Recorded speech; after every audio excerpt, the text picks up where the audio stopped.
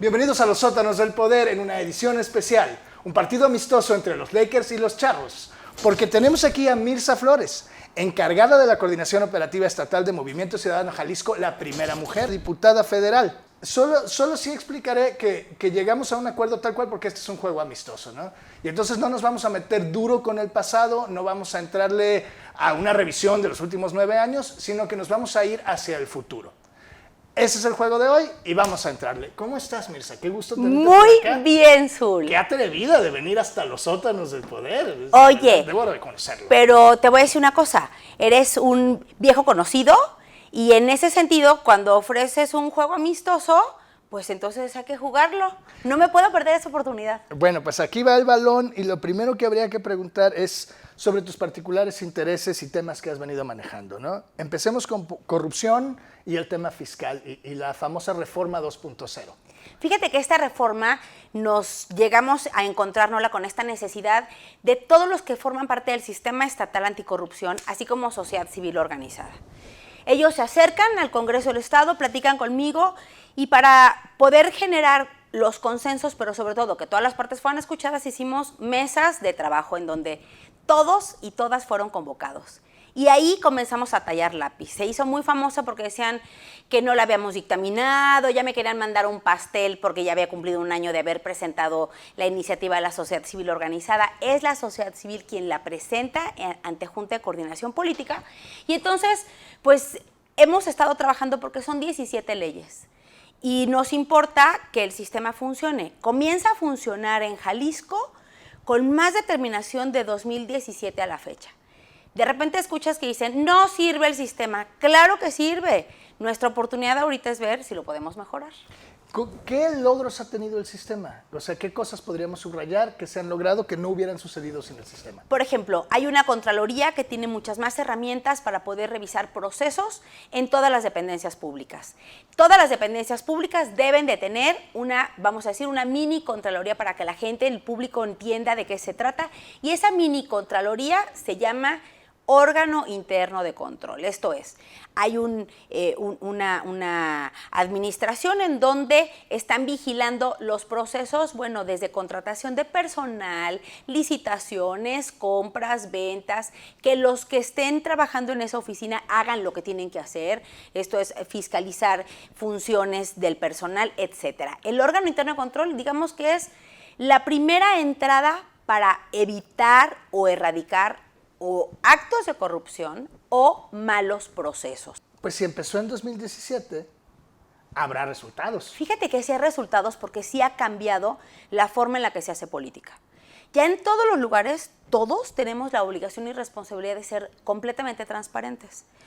Por ejemplo, diputadas y diputados, tenemos en mi caso la responsabilidad de subir todo al portal de transparencia. Esto es todo lo que se hace en la comisión, que yo tengo la responsabilidad de presidir, todos los órganos internos que participan dentro de la comisión, la documentación que me acercan los entes fiscalizables, etcétera. A ver, suena todo esto para el público muy aburrido, pero la verdad es que cualquier ciudadano o ciudadana de a pie puede hacer preguntas de qué hacen sus diputadas y diputados o cualquier funcionario público y estamos obligados a responder.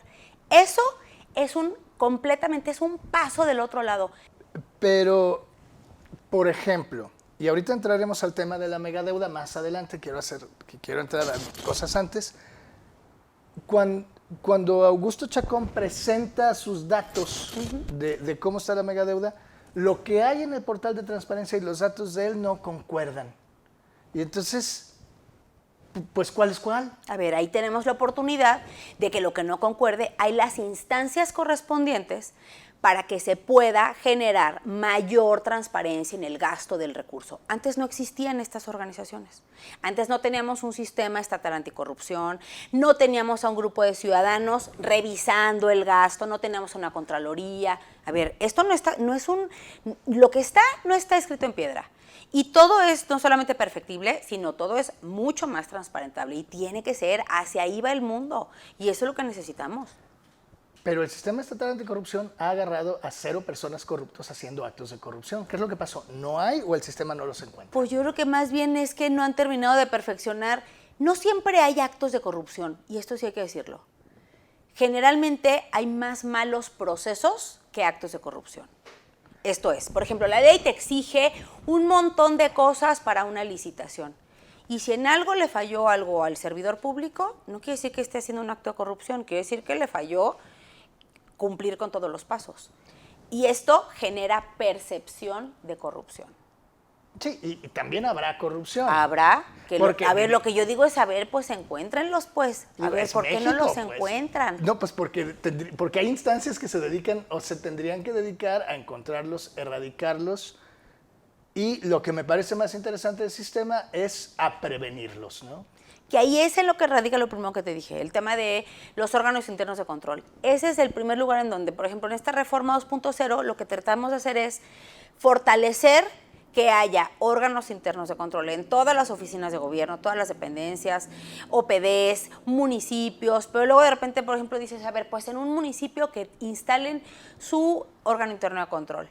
A veces No hay saben ni cómo municipios, se llaman, déjate tú, más grave, hay municipios que no tienen más de 7 policías, por ejemplo, porque ni siquiera tienen recursos para tener más policía o patrullas. Entonces, si tú le dices, tienes que contratar a un organigrama para que te ayude a que tengas buenos procesos y prevenga corrupción, te va a decir el ayuntamiento, uy, pues o contrato policías, o contrato barrenderos, o contrato un sistema de escalafón. Y entonces entra el tema justo de que también es un tema fiscal, de la repartición de los recursos, que es una cosa que Jalisco ha peleado con la Federación duro, Sí, ¿no? así es. Si la Federación concentra los recursos y no se la manda a los estados, que es cierto, Es cierto. el estado un poco replica el sistema, concentrando los recursos en lo metropolitano y ahorcando a los municipios, o por lo menos dándoles goteo.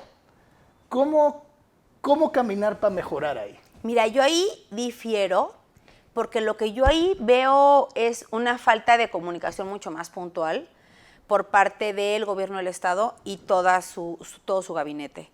Si tú te vas al interior del estado, te encuentras con kilómetros de carretera que se rehicieron en lugares donde tenían pésima interconectividad entre poblaciones y ya tienen mejores carreteras. Se hicieron kilómetros de empedrados en poblaciones en donde trasladarse de punto A a punto B, niños que iban a la escuela, hoy tienen empedrados para ir. Y esto te lo juro que no quiero sonar como, ay, qué bien lo estamos haciendo. Ya tenemos carretera, Ya don tenemos Beto. carretera, don Beto. O sea, no quiero sonar a eso, porque aparte me escuché y dije, ay, ya soné el comercial de solidaridad. Pero si hablamos de todos los centros de salud que se han Sí, pero ese es gasto rehecho, que se ejerce desde el gobierno del estado. pero a los municipios. Sí. O sea, sí se ha venido fortaleciendo a los municipios porque los recursos que tenían que distribuirse de la federación que llegan a los municipios que son federales dejaron de haber. Entonces, hoy yo sí creo que hay una mejor distribución que la que había en otros años. ¿Que debe haber una mejor? Sí, claro. Pero a ver, hay programas sociales que llegaron a personas en el campo, por ejemplo, que jamás los habían tenido.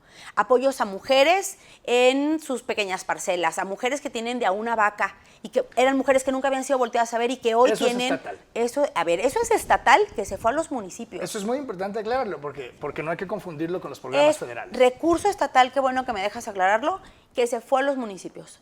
Es decir, se ha volteado a ver a la gente que no había sido vista más que de repente y de vez en cuando con una despensa. Con eso no ayudas a nadie, con eso no erradicas la pobreza ni la desigualdad. Y está el tema de la recaudación municipal, que es endeble.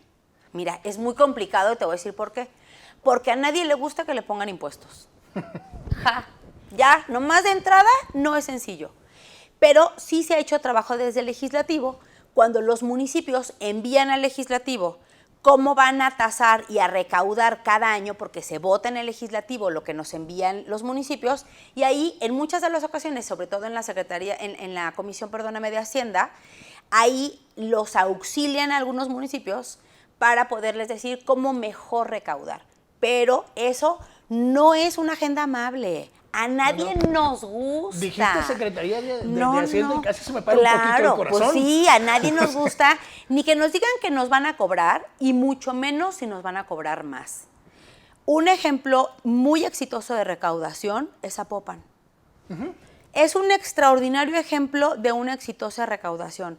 Pero ¿tienes idea el trabajo que costó que se pudieran reasignar ciertos impuestos, sobre todo prediales, en los reajustes, por ejemplo, de tasas? Pues, ¿por qué no nos platicas? No, pues imagínate, por decirte, llegábamos a algún lugar con el presidente Pablo Lemus y el presidente Lemus íbamos a inaugurar una calle o un parque o una bomba de agua, un pozo y bomba de agua, y lo primero que llegaban eran los vecinos. No venían a decir gracias porque inauguraron esto con recurso del municipio, no, es ¡qué barbaridad! Este año me duplicaron el predial. ¡Qué barbaridad! Me triplicaron el predial. Sí, porque se hicieron reajustes según el valor catastral de la tierra. De lo que tienes que pagar en esa misma proporción. ¿Por qué? Porque también hubo exenciones para personas de la tercera edad, personas que tuvieran alguna discapacidad, jefas de familia. A ver, sí se ampliaron las gamas de derechos a aquellos que no podían pagar lo que les correspondía, pero a los que tenían que pagar, con el dolor de su corazón, tuvieron que pagar y nosotros tuvimos que apechugar el impacto. Y eso es bien difícil, Zul. Es muy difícil administrar porque pareciera que porque eres diputado, ya en ese momento te ponen el antifaz de ratero. Cuando en realidad estás tratando de mediar entre que representas a la sociedad, pero también tratas de que desde el legislativo se voten presupuestos o se voten nuevas formas de recaudar de los municipios. Sí, pero tenemos un legislativo con una nómina súper obesa, que no queda claro, con una basificación histórica. Es decir, no te vamos a culpar a ti de la basificación de toda la vida, pero ciertamente es excesivamente obeso y se puede entender por qué la gente se siente ofendida de una obesidad muy difícil de desactivar, porque no puedes quitar una base. O sabes una cosa, o difícil de explicar. Efectivamente no puedes quitar una base y no siempre esta gente basificada responde a la responsabilidad de decir, tengo una base, déjame la aprovecho y doy mi 100 a la ciudadanía. Y muchos son compadres del primo, del amigo, del vecino. Sí, de un a ver, señor. yo te pongo un ejemplo y era el colmo. Yo tenía en un equipo voy a dejarlo así, un equipo, algunas personas que yo había solicitado de base porque me las habían recomendado. Fulanita, fulanito, perenganito, son expertos en este tema. Pues vas y los buscas. ¿Por qué? Pues porque de lo que hay, los tienes que jalar a tus equipos. Pero yo de repente llegaba a hacer una consulta, no estaba, fue a desayunar. Ok, me iba y regresaba a la hora, no había regresado. Esa persona se iba a desayunar a su casa y no lo puedo despedir. Lo único que hice fue prescindir de sus servicios y pedirle que se fuera. Lo puse a disposición del Congreso del Estado. Claro, y eso a la gente, ¿cómo se lo explicas? Pero yo tampoco tengo la facultad ni de despedirlo porque se va a desayunar a su casa y se toma 1:30 y yo traigo un licuado en la mano que ya se me calentó porque no he podido tomármelo en todo el día porque estoy ocupada. Vámonos a San Lázaro. Vámonos. Bueno, tú te vas a San Lázaro, ¿ya? ¿Cuál va a ser la agenda de género, que también es un tema que has traído bastante, que promoverás entre las diputaciones naranjas como vicecoordinadora? ¿Para dónde vas? Mira, esta es una agenda, gracias por mencionarla, que fue la que me trajo a Movimiento Ciudadano. Y ahora, pues, de repente escuchas, ¿no?, que la gente te dice, ¿ya qué más quieren las mujeres? A ver, ya van a ser 248 diputadas. Ya son el 50% de las candidatas en todos los partidos. A ver, ¿cuál va a ser mi agenda? Que volvamos a pelear y conseguir los recursos para poder erradicar la atención y la erradicación de la violencia contra las mujeres. Volver a conseguir, pues Jalisco es un tema, pero si te vas a Tamaulipas, pero si te vas a Michoacán, pero si te vas a Guerrero, hay estados que están en llamas la seguridad de las mujeres. Sí, claro, por supuesto. Y nunca hay suficientes recursos, pero es increíble que no haya nada. No quiere decir que el dinero que haya no alcanza, sí, no alcanza siempre para todo, pero cuando hay cero, no estás en condiciones de atender a nadie. Número uno. Número dos, me parece inadmisible que se haya recortado el recurso de las estancias infantiles. Eso solamente afecta de manera directa a las mujeres de todas las edades. Muchas mujeres dejaron de trabajar que ya en sí tenían empleos precarios, pero por lo menos tenían un lugar digno donde dejar a sus hijos, y les salió más barato dejar de trabajar que buscar quién más les cuidara a sus hijos. Se repartió el recurso, se supone, entre las madres según el número de hijos.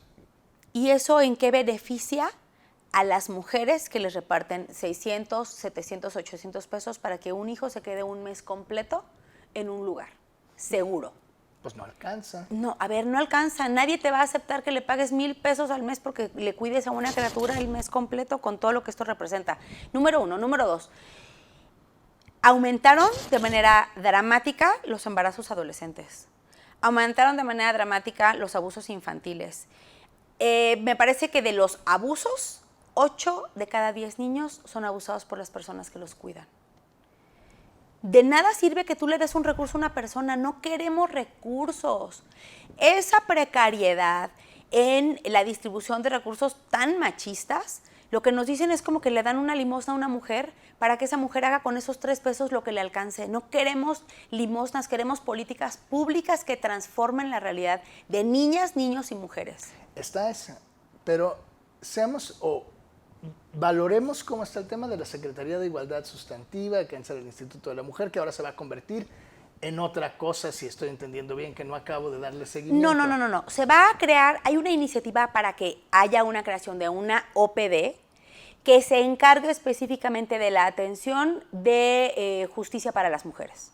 Esto es, descentralizas el tema de la atención y el suministro de justicia, y todo lo que es la Secretaría de la Igualdad sigue trabajando con políticas públicas tendientes a generar condiciones de igualdad a las mujeres. Esto es, programas para reactivación económica muy específicas según qué mujer o qué edad tengas, programas que tienen que ver con la divulgación de temas como violencia, cómo atenderla, a dónde acudir, etcétera. A ver, una cosa es la Secretaría y otra cosa es una OPD que se encargue, una labor específica. Sí, una labor específica, y esto es la justicia.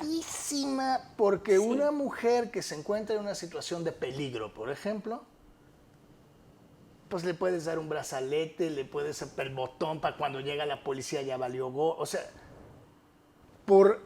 aún si todos los recursos del Estado estuvieran vertidos en eso, sería de una complejidad brutal. Y entonces a lo mejor la solución está en la reeducación de esta humanidad doliente, ¿no? Pues es lo que yo digo. A ver, el problema no es en las políticas públicas, el problema está en el sistema. Es un sistema que tenemos que transformar porque nos sigue lastimando muchísimo, porque las violencias se van transformando, no las erradicamos, se van a otro lugar y se van a otro lugar. A ver, durante esta presente legislatura presenté una iniciativa para castigar la violencia política en razón de género contra las mujeres. Claro, ya ha habido ejemplos en donde ya hay denuncias, ya las mujeres se atreven a denunciar, a levantar la voz, y ya hay algunos sancionados. ¿Esto qué quiere decir? Que estamos avanzando. Pero antes no existía esa forma de violencia porque las mujeres no estábamos en la política o no estábamos en espacios de toma de decisiones importantes. Entonces, las mujeres nos vamos moviendo y las violencias también se van trasladando de lugar. Entonces, imagínate, el problema no está en que le pongamos un policía a cada mujer violentada.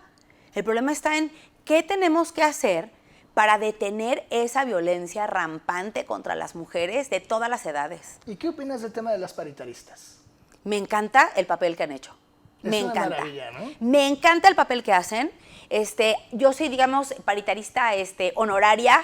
Me invitaron a su chat. De repente participo, pero nunca participo de más para no invadir una esfera que es ciudadana. Y más bien es casi que si me preguntan mi opinión la doy. Y si no, soy una espectadora. Y fan. Sí, soy muy fan. Y lo que me encantaría es que este tipo de organizaciones con mujeres jóvenes mantenga esa frescura, porque todas las mujeres las estamos necesitando. Nos salimos de San Lázaro y nos regresamos rapidísimo a Jalisco. Ya, vamos y venimos, claro. ¿Para dónde va tu agenda? Ahora sí, en San Lázaro me estabas contando. Entonces, ¿vas a tratar de que haya políticas públicas para recuperar las estancias infantiles? Recuperar recursos para que en Jalisco, pero en todo el país, tengamos un presupuesto para que le genere condiciones de igualdad a las mujeres. Se acabaron esos recursos. Hoy, la forma en la que presupuestan el dinero de la federación, perdóname, pero es heteronormativo y machista por naturaleza. Sí, pero te voy a decir una cosa. Ya se ve avanzado y lo que vemos el día de hoy es un total retroceso. Y eso es lo que no podemos permitir, que se retrocedan derechos adquiridos y derechos que le generan dignidad y mejores condiciones también a las niñas y a los niños. Si no invertimos en las niñas y en los niños, en espacios dignos en donde estén mientras sus mamás trabajan, en escuelas dignas para que puedan aprovechar verdaderamente sus horarios mientras las mamás y los papás están trabajando. A ver, es inadmisible que las escuelas de horario completo en Jalisco, que ya estaban marchando y estaban caminando, nos hayan eliminado el recurso. 300 millones de pesos. Bueno, también está el tema de la pandemia y todo eso, pero son cosas que no se mezclan. A ver, tenemos que regresar los ojos y las finanzas a esos lugares. Porque entonces, si estamos hablando de educación, pues... Sí, y hablando de educación y de finanzas, tú votaste a favor de la reducción del presupuesto de la UDG para hacer el Hospital Civil de Oriente. ¿Qué sucedió?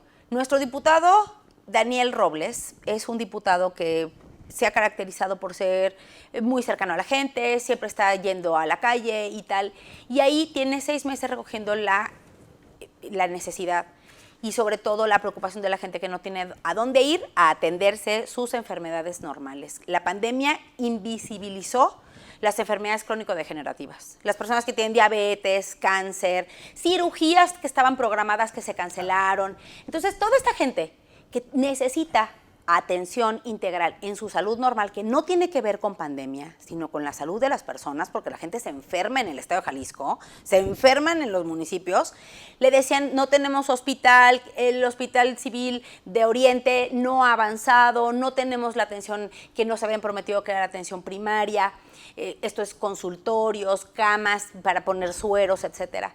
Y él llega, propone a la fracción parlamentaria que no se recorte, no se está disminuyendo, que se traslade un recurso de una bolsa a otra bolsa. Pero yo tengo ahí muchas dudas que me gustaría esclarecer, ¿no? Había un recurso aprobado, asignado, pasado por el Consejo General Universitario para un museo, que dejó de existir, más bien, nunca se le dio a la universidad. Se usó para la pandemia en lo que llegaban los recursos de la deuda. Si me dices si voy bien, no me regreso. No, vas muy bien. Luego se presenta esta iniciativa para decir, mejor siempre no se lo damos, y se dice, o es el museo o es el hospital. Pero hay una deuda adquirida por el Estado de Jalisco de más de 6,000 millones de pesos. ¿De verdad no ajusta para hacer un hospital y un museo que está por terminarse, que tiene que ver con temas medioambientales, que son tus temas? A mí sí me pesa o me parece importante que generemos conciencia en torno al medio ambiente. Y me parece que no debería existir la dicotomía entre museo y hospital y no acabo de entender cómo está el asunto. Fíjate que esa dicotomía, estoy de acuerdo contigo. No debiera de existir esta dicotomía, pero la cobija es bien chiquita y las necesidades son muy grandes. Entonces, es para dónde le jalas. ¿Dónde están las prioridades? A ver, y mira que soy una defensora y seré una defensora de los recursos para cultura ahora que yo esté en la Cámara Federal. Seré una defensora para recursos de mujeres, de educación y de cultura. Pero en este caso es ahorita en este tiempo presente, ¿cómo hacemos para que en los siguientes 2 o 3 meses se le dé atención a la gente de Tonalá, de El Salto, de Zapotlanejo, Pero en los perdón? siguientes 2 o 3 meses no va a estar el hospital. El hospital completo no, pero sí el área de atención inmediata. Para eso específicamente es que se está trasladando ese recurso, para que en 2 o 3 meses el área de consultorios quede habilitada, porque esa es la exigencia de la gente. Es decir, la gente se fractura, la gente tiene problemas de presión arterial. A ver, vamos hablando de cosas que la gente vive cada día. Sí. Se les cae un chiquillo y entonces, ¿a dónde van corriendo? Sí, pero... Si no es en una atención inmediata de consultorios. No se va a terminar el hospital con 140 millones de pesos. Sería ingenuo decirlo y sería ingenuo que tú me lo creyeras. Sí, pero también hay un conflicto político en medio, ¿no? Y también tenemos que, o sea, Sí. no podemos no ventilarlo. Ah, sí, pero también, ¿qué te parece que de cada lugar en donde no hay un problema lo hacemos? Generalmente los conflictos políticos surgen porque, como en todo en la vida, y en la vida, Azul, todos tenemos agenda. Y en la política más. Y todos queremos que nuestra agenda camine. Y ahí es donde está la cobija jalándose. Ah, la cobija se jala, pero a ver, no es un asunto de que haya un conflicto político. Se traduce en un conflicto político, pero... ¿No es el resultado de un conflicto político? Es decir, si estuvieran las cosas de manteles largos y de plácemes como estuvieron entre la universidad y el gobernador, ¿No ajustaría para las dos cosas? ¿Y para un hospital en Mezquitic? Mira, a lo mejor ajustaría para un hospital en cada uno de los municipios. No es cierto, es mentira, eso quisiéramos. La Universidad de Guadalajara, y lo digo porque soy universitaria, históricamente siempre va a pelear con todas las garras de los leones que son sus recursos. Y tienen todo el derecho Por de supuesto, hacerlo. a ver, y aparte lo hemos visto históricamente. La universidad le recorta cualquier gobernador en el estado un centavo y al día siguiente tiene marchas por todo el estado, le paran la ciudad al gobernador en turno. No es que hoy particularmente haya un conflicto político, la universidad siempre va a defender su recurso y ahora la ciudadanía particularmente de esta zona oriente donde se pretende terminar esta área de consultorios, también está defendiendo su agenda. Entonces, en la vida todos tenemos agenda y todos queremos que tu agenda camine.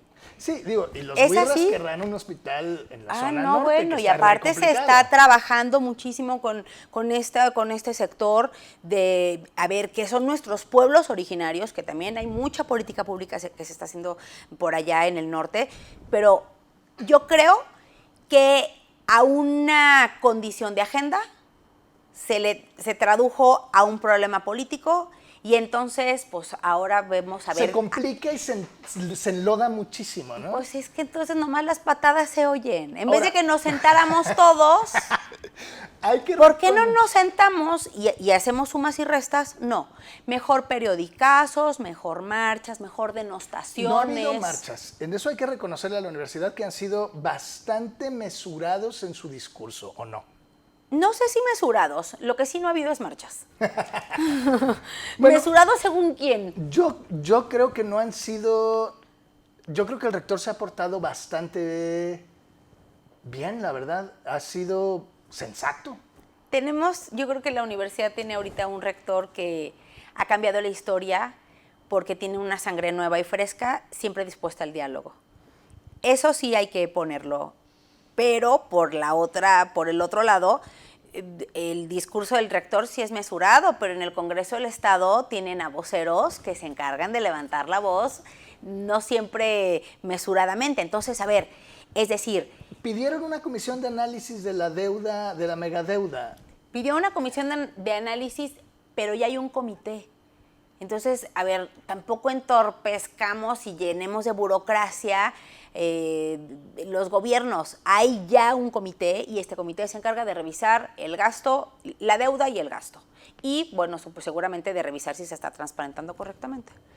Y estamos entrando ya a la recta final de este partido, mano. ¡Qué barbaridad! Se nos fue como ¿Cómo agua. vamos? ¿Hay algún calificador? ¿Alguien que esté calificando cómo vamos? ¿Si vamos empatados? El o querido así? público. Yo creo que vamos en empate. Yo creo que hemos cumplido el tema de juego amistoso, por lo menos. Sí, ¿no? un juego sí que no nos estamos... Oye, pero aparte de lo que digo, a lo Es que mejor... no somos la universidad y el gobierno del Estado. No, bendito sea Dios, no quisiera estar ahí, pero ¿sabes qué? Yo creo que tanto tú como yo somos personas que sí nos ha importado poner un grano de arena, tanto si hay que ser críticos como si hay que agarrar la pala e ir a echar de palazos. Entonces, pues según en la trinchera en la que hemos estado, hemos puesto lo nuestro. Y pues resta agradecerte haber venido aquí a echar el jueguito y preguntarte si tienes algo más que agregar sobre tu trabajo legislativo que vendrá, o sobre los planes a futuro, o sobre la candidatura presidencial de Enrique Alfaro, a quien lo llenaste de flores hace poco y lo destapaste prácticamente, ¿no? Oye, ya me convertí en el destape, no. A ver, fue a título personal y fue una pregunta que después quedó como nada más esta respuesta. Mi papel como legisladora va a ser como ha sido hasta hoy. Trato de poner mi granito de arena siendo la voz de la gente a la que yo represento. Seré muy crítica con el tema de los presupuestos a los municipios en todo el país. Seré muy crítica como legisladora al presidente de la República para que nos dé independencia a la federación como la teníamos con nuestros recursos, que regresen los recursos a los estados, que se levante muy en alto el federalismo, porque el federalismo no atiende a otra cosa El más federalismo que... es una avenida que está... Fíjate que sí, pero también es una política que trata de generar que el dinero regrese a los municipios. La política, si no es local, no hay política.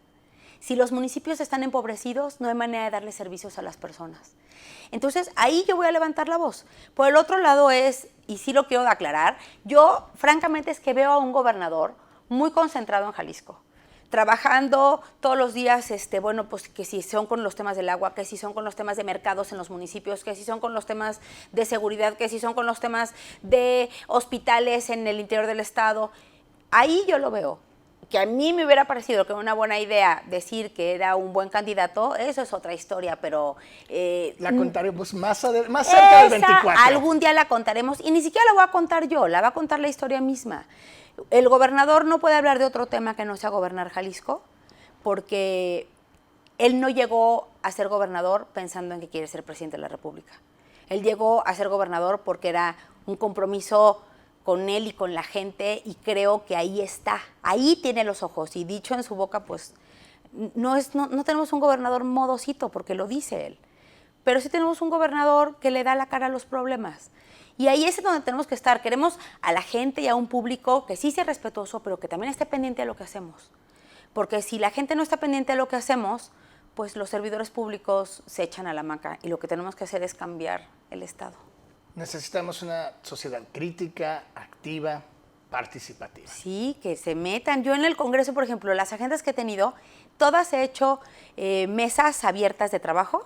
Las mesas me duelen un poco la cabeza. Sí, ya, pero luego de repente, ¿sabes qué? Es muy positivo porque la gente se siente escuchada.